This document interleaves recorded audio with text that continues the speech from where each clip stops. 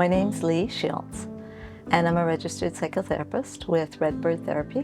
And I'm a therapist because in my 20s I had a lot of anxiety, and therapy changed my life. I've trained in a few different models, really. I'm a registered psychotherapist with CRPO. I did a master's degree in expressive arts therapy in Switzerland, in a small town up in the mountains called Saas-Fee. I've also trained at TIRP, the Toronto Institute for Relational Psychotherapy, and I trained at what's called Create Institute. It's a expressive art therapy training program, and I've been on the faculty there for over 25 years. I really work from two frames. One is relational psychotherapy, what's happening in the relationship between myself and the client. How do I listen? How do I tune? How do I follow a client and their story? And the other frame is really using the arts. Theater, writing, movement and dance, visual arts, sculpture, moving between modalities to help clients really find resources in their lives. For over 20 years, I've had a painting practice. I work on big pieces of wood, it's beeswax and oil paint, and I work with found objects, and I build things. I do this as a place of a practice. Some folks may have a yoga practice or a running practice.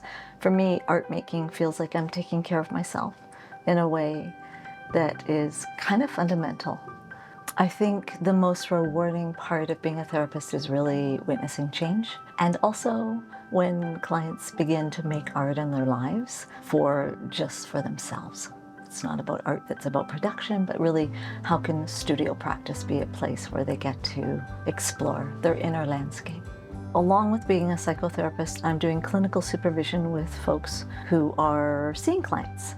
Supervision is a place where I support and listen closely and help psychotherapists think about the places where they may have some blind spots or want to be more present with clients. For over 25 years, I've worked primarily with folks who have experienced trauma. So that could be relational trauma, or that could be like big picture, war-related trauma, family violence. I think it's really about attuning, being with people, and the parts of themselves that actually are a little bit hidden away get to come forward. There's something about an unraveling or a exposing that I hold and I welcome.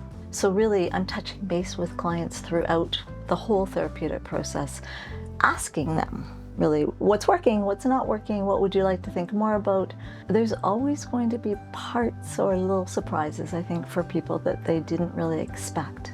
Take your time and think about the person that you're actually working with, because it's vulnerable in a way.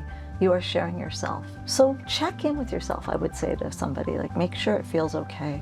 There's going to be little risks, there's going to be little challenges, and there's also going to be a lot of reward.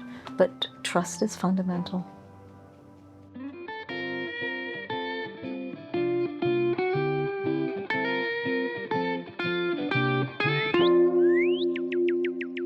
Redbird Therapy.